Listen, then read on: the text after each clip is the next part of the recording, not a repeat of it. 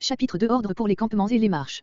Au chapitre précédent, nous avons vu Moïse enrôler dans l'armée de l'Éternel tous les Israélites aptes au service. Il détermine maintenant quel ordre les tribus observeront lorsqu'elles dresseront leur camp ou lorsqu'elles se mettront en marche.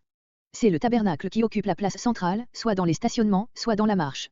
Nous donnons ici le plan du camp tel qu'il résulte des indications des chapitres 2 et 3. Verset 2. Près de sa bannière, celle sous laquelle marchent les trois tribus qui campent du même côté. Sous les enseignes de leur maison patriarcale. Ce dernier mot désigne ici la tribu, chaque tribu avait ainsi son enseigne particulière. Qu'étaient ces signes militaires? Les interprètes juifs ont fait de nombreuses suppositions, drapeaux de différentes couleurs correspondant aux pierres du pectoral, figures d'animaux, etc., qui ne méritent aucune créance. Vis-à-vis, le front tourné vers le tabernacle. Verset 3. Versets 3 à 9. Première division, Jude avec Issachar et Zabulon, trois fils de Léa, dans les campements, à l'orient, dans les marches, en tête de toute la colonne. Le côté, oriental, correspondant à la façade du tabernacle, et le poste d'honneur, il représente l'avant-garde et a dû être réservé à la plus nombreuse des tribus et des divisions, comme l'arrière-garde appartient à Dan, verset 31, la tribu la plus nombreuse après celle de Jude. Verset 10. Verset 10 à 16.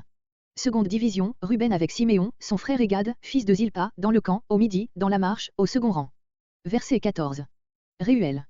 Dans les autres passages où il est fait mention des princes des tribus, ce personnage est nommé Déuel, nombre 1.14, nombre 7.42, nombre 10.20.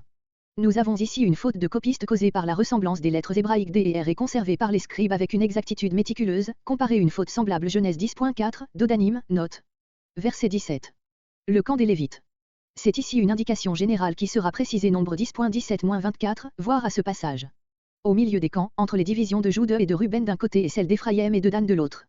L'ordre dans lequel, dans la marche comme dans le campement, les objets sacrés portés par les Lévites, Kéatites, étaient placés au milieu du peuple. Voir à nombre 10.17-21. Verset 18. Verset 18 à 24. Troisième division, Éphraïm avec Manassé et Benjamin, les fils et petits-fils de Rachel. La position d'Éphraïm, à la tête des deux divisions qui suivent le tabernacle, correspond à celle de Jude, placée à la tête des deux divisions qui marchent avant. Verset 25. Verset 25 à 31. Quatrième division, Dan avec Esser et Nephtali, fils des sœurs Vanthèse. Dans le campement, au nord du tabernacle, dans la marche, formant l'arrière-garde. Verset 32. Versets 32 à 34. Ces versets sont la répétition de nombre 1.44-47.